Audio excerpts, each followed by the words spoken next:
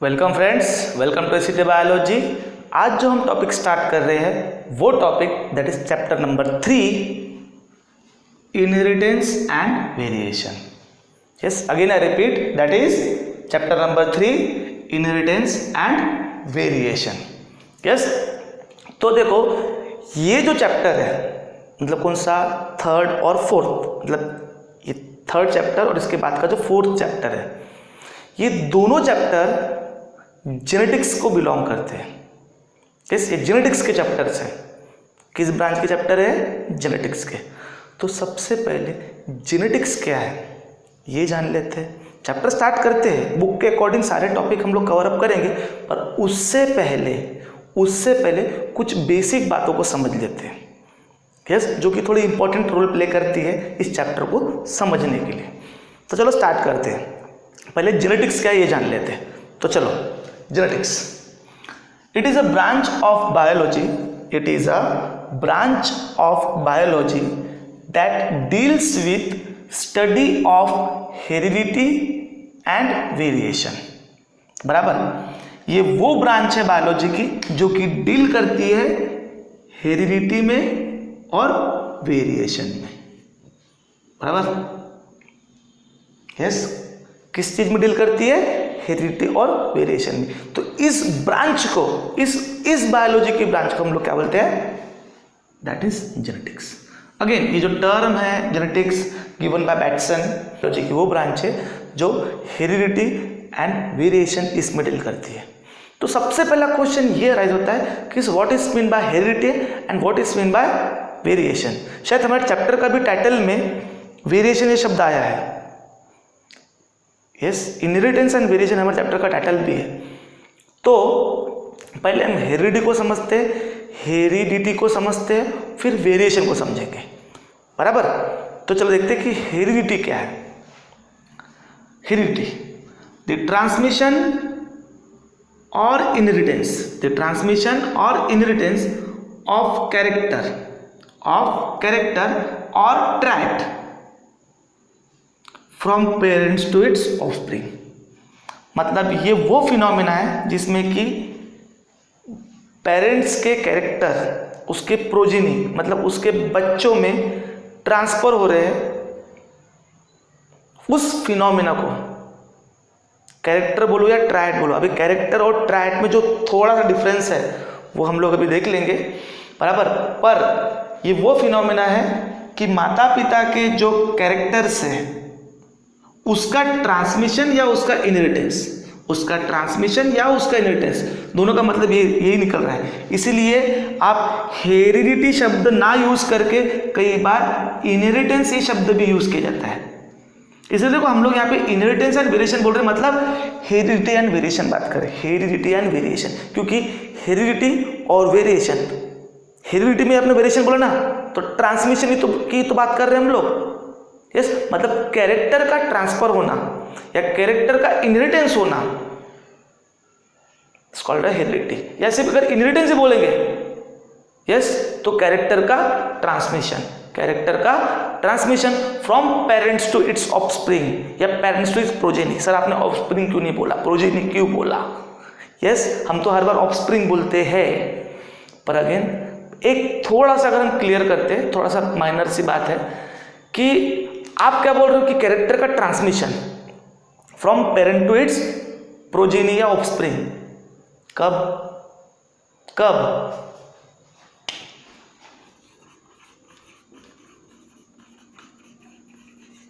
जब ये होगा,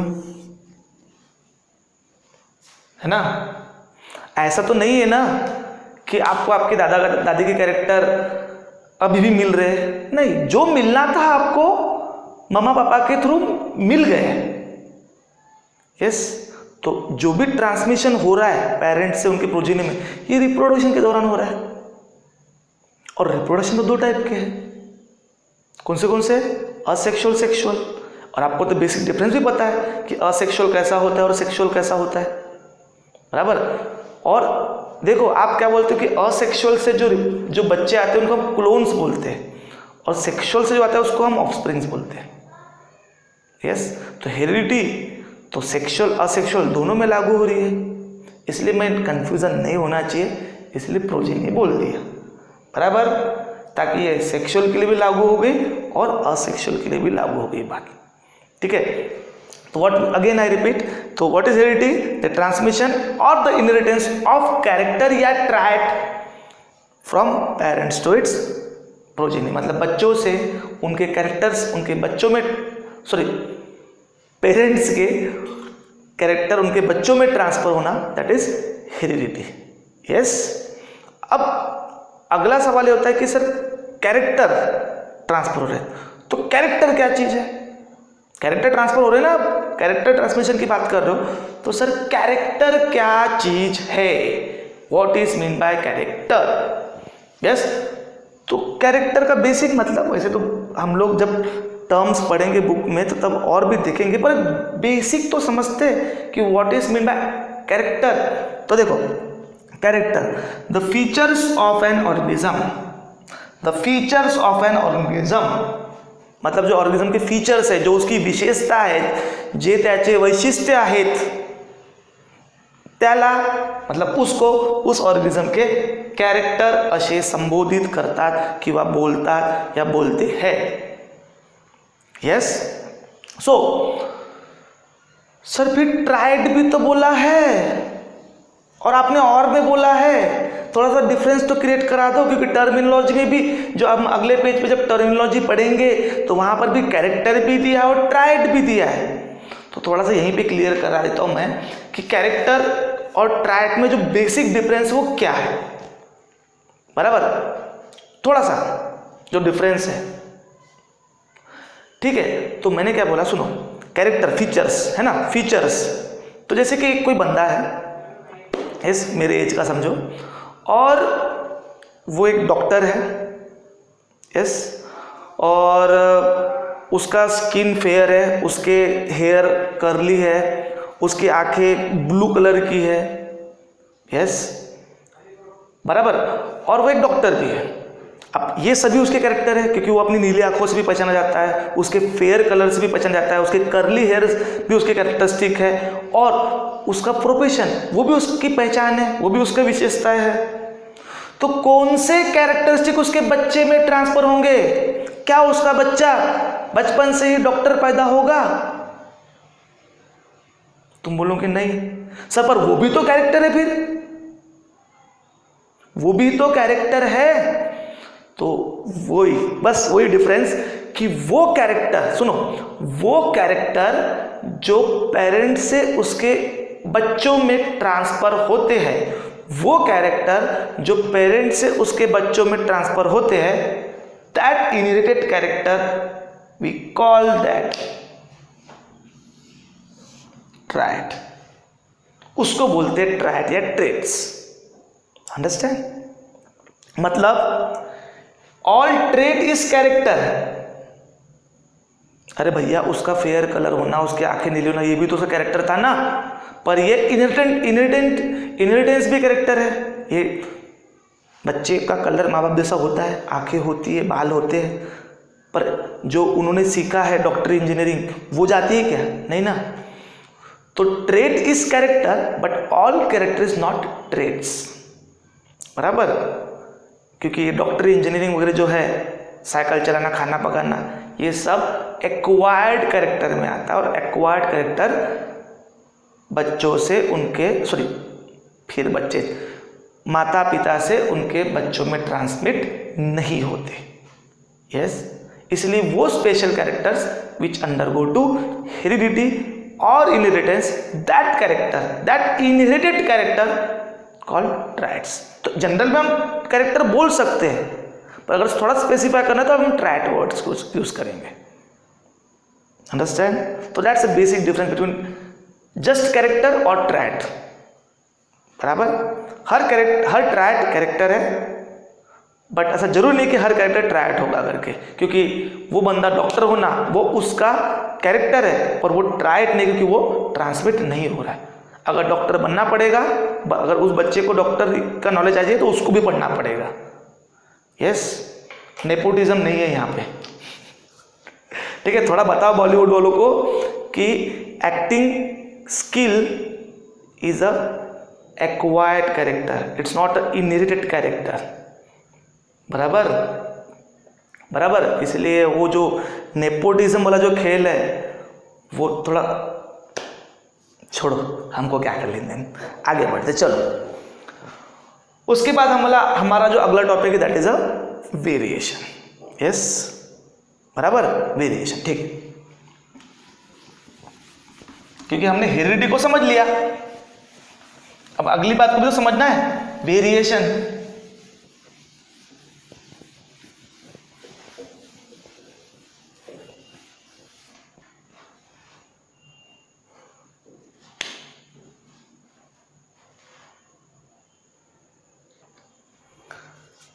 तो बच्चों चलो स्टार्ट करते हैं, दैट इज वेरिएशन।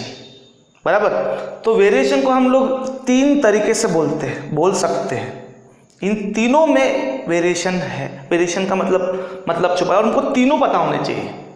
यस।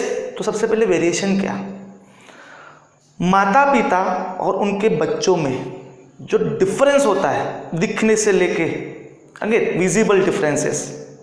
बराबर। माता पिता में और उनके बच्चों में या एक बच्चे में जो डिफरेंस है दिखने वाला, दैट दिखने वाले डिफरेंस को हम लोग क्या बोलेंगे, वेरिएशन। बराबर। That means the difference between parents and its progeny, the difference between parents and its progeny या offspring. Yes, that difference is called as a variation. और अगेन मैं आपको क्लियर कर देता हूं कि वेरिएशन ये चीज सेक्सुअल असेक्सुअल दोनों में है। कई लोग आपको ये बोलेंगे कि सेक्सुअल रिप्रोडक्शन में वेरिएशन है और असेक्सुअल में नहीं है। ऐसा नहीं है बिल्कुल। जहां पर भी सेल डिवीजन है वहां पर वेरिएशन आने के चांसेस है। बराबर। क्योंकि जब सेल डिवीजन तो डीएनए डबल होगा और डीएनए डबल होगा तो म्यूटेशन आने के चांसेस है। बराबर। क्योंकि हम इसके 4th चैप्टर में म्यूटेशन टॉपिक पढ़ने वाले हैं।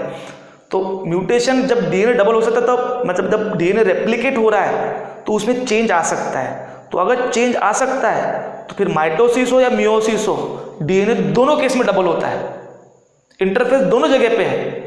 तो वेरिएशन आने के चांसेस दोनों जगह पे इतना है कि सेक्सुअल में ज़्यादा है वेरिएशन आने के चांसेस, यस, और असेक्सुअल में कम है, पर नहीं बिल्कुल नहीं।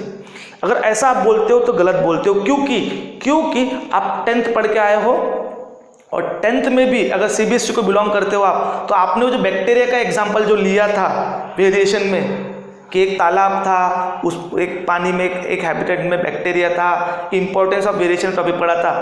तो अगर आप बैक्टीरिया की बात करें तो बैक्टीरिया असेक्सुअली रिप्रोड्यूस होता है और वहाँ पे अचानक से पानी का टेम्परेचर बढ़ जाता है और कुछ बैक्टीरिया बाकी सारे मर जाते हैं और कुछ उसको अडाप्ट कर लेते क्योंकि वो अलग थोड़े से कैरेक्टरिस्टिक अलग होते हैं, मतलब वो वेरिएंट होते हैं, उनमें वेरिएशन होता है। ठीक है। तो प्लीज वेरिएशन सेक्सुअल असेक्सुअल दोनों टाइप के रिप्रोडक्शन में।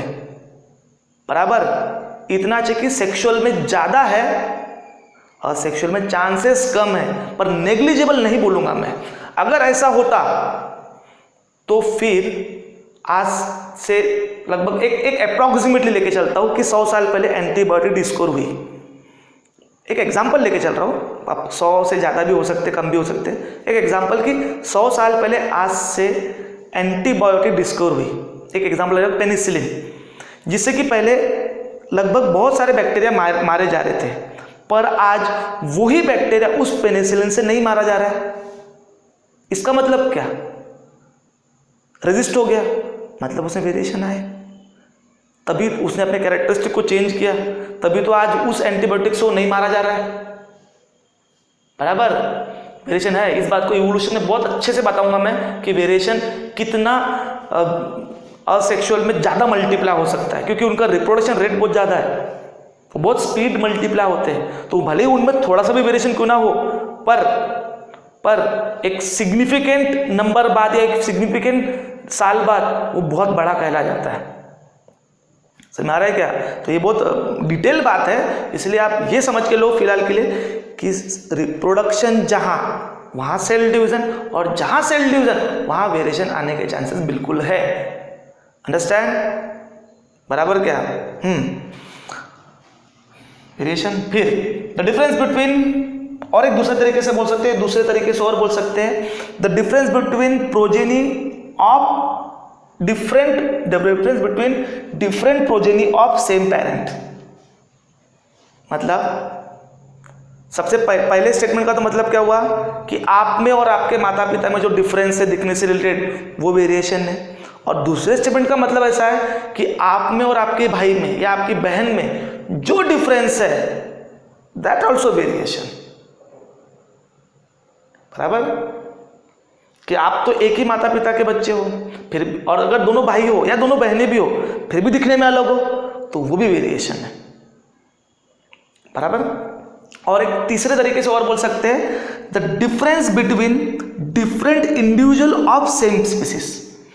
मतलब इसका मतलब ऐसा हुआ कि आप में और मेरे में जो डिफरेंस है वो भी वेरिएशन है, क्योंकि we are belong to same species, that is sapiens, और आप में और मेरे में भी डिफरेंस है, तो वो डिफरेंस भी वेरिएशन है। तो इन शॉर्ट हम वेरिएशन को क्या बोल सकते हैं बच्चों?